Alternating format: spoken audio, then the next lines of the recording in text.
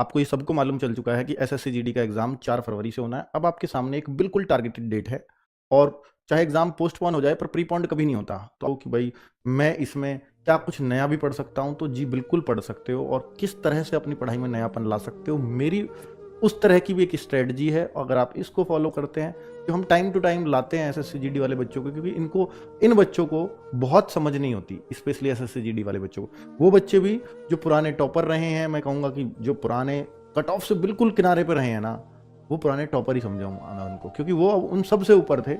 जो आपसे ऊपर थे वो सब सेलेक्ट हो गए और जो आपसे नीचे हैं वो अभी संघर्ष कर रहे हैं। तो आप उन सब में सबसे ऊपर हो, तो आप इस बैच के टॉपर होने चाहिए। तो उनको भी ज़रूरत होती है कि इस तरह की किसी डोज की। और बच्चों, अगर आप किसी एग्जाम में फाइनल मेरिट में बिल्कुल किनारे से रह जाते हो और फिर वही एग्जाम में अगली बार फिर किनारे से रह जाते हो, तो इसके जिम्मेदार सिर्फ आप हो। आप ये सोचो कि 140 पे मेरिट गई और मैं 139.5 थे या मेरे 138 थे या मेरे 139 थे, तो मैं बिल्कुल किनारे पे चूका। जो मुझसे होशियार थे वो सब जॉब पा गए।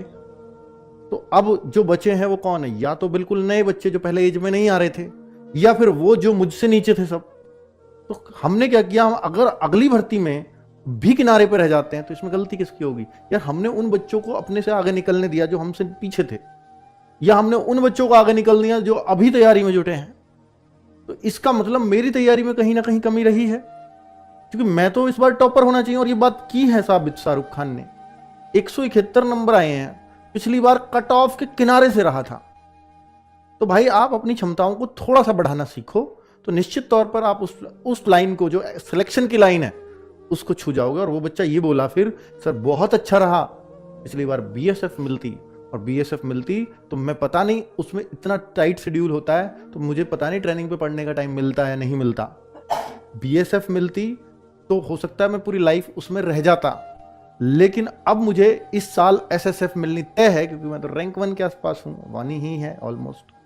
तो इस बार में अब मेरे पास चांस है कि मैं एसएसएफ मिलेगी तो यहाँ मैं अपनी पढ़ाई भी कर सकता हूँ, और जब पढ़ाई करूंगा तो जरूरी सी बात है कि मैं कहीं सब इंस्पेक्टर भी निकाल सकता हूँ। तो वो जो कुछ होता है भले के लिए होता है, पर उस भले को आपको भुनाना पड़ेगा। ऐसे ही नहीं है कि भला होगा इस बार बैठ जाता हूं शांति से, ऐसे नहीं होता कभी भला। आपको बहुत मेहनत करनी पड़ती है उस भले को भुनाने के लिए, ठीक है।